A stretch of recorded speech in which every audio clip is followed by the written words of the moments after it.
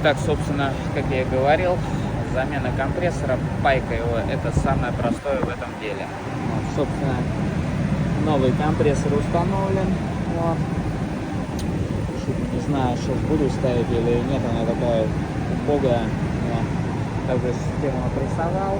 Вот. Много прессовать не стал, потому что краны пропускают. Вот. Были герметиком замазанные, я их с горем пополам открутил. Вот, места пайки я просмотрел, ничего не уходит.